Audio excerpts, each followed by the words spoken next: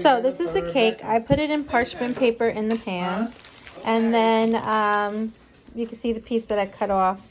I cut off very slim, the edges very thinly, and just put those aside. So there's two ways to cut this top.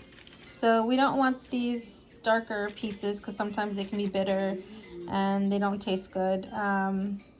So you can cut very thinly underneath if you feel confident doing that, or you can do cut squares, and then from this piece, then cut the top. So this is what the top and the sides look like when you're done, and then you just have to flip it and do the bottom. So now you should have the cake like this. You're gonna break it up using your hands and get it all crumbly. All crumbly. You're gonna keep doing this until the whole thing is kind of more like this texture. So the next thing is to add the icing, 1 spoon at a time. If you have a smaller, this is 3 cakes, so I add tablespoons at a time. But if you're using 1 box or less, you want to start out with teaspoons, not tablespoons. So here's 2 big dollops that I added, and I'm just going to so this is why I use gloves, because you're going to mix that together, the icing, and you're just going to mix until the whole thing is incorporated. It should get to like a Play-Doh consistency.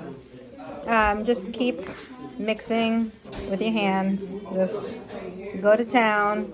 And if you feel like you need to add more, if all the icing is incorporated and it looks still like crumbly like this, then you need to add more icing. So this one area is a little crumbly over here, so I just added a little bit more icing.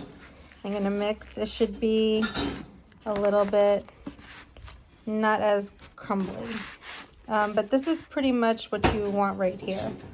This is the texture that you want. So the next step is going to be to make the balls, or whatever shape you're going to make them in, if you're going to use a mold. When I do the ball shape, I use an ice cream scoop or a cookie scoop, and I kind of level it out a little bit so that way it's even. That way they're all the same size. If you have like a mound here, then you're going to get inconsistent sizes. So from this scoop, I will then roll that into a perfect ball. There have been times where, like, if I'm making more of like a bonbon type, I'll just leave them like this and dip them in the chocolate this way. But if you're making a pop, you're going to want to roll it into an actual ball shape because it's flat on the bottom. So I just wanted to show, sometimes when you start actually mixing, you'll see that it's starting to get crumbly again. You'll need to add just a little bit more icing.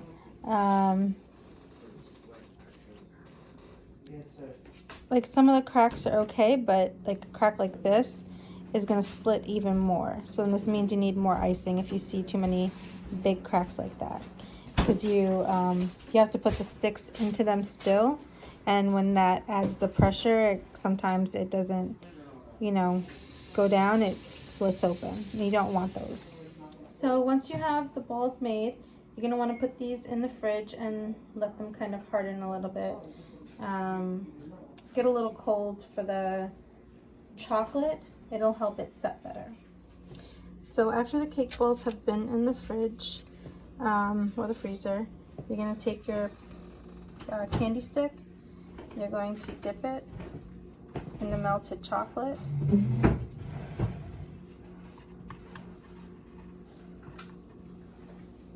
And just stick it in the top and just let it dry. You don't want to go all the way down to the bottom because then you'll break right through.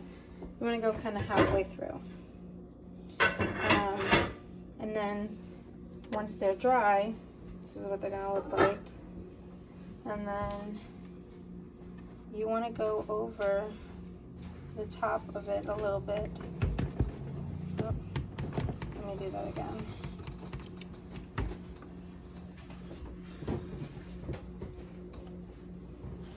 So you want to make sure the chocolate goes over the top a little bit, just to kind of melt in. And then I normally tap a little bit of the excess off and twirl to kind of keep it from getting too lumpy, otherwise you get nasty drip marks.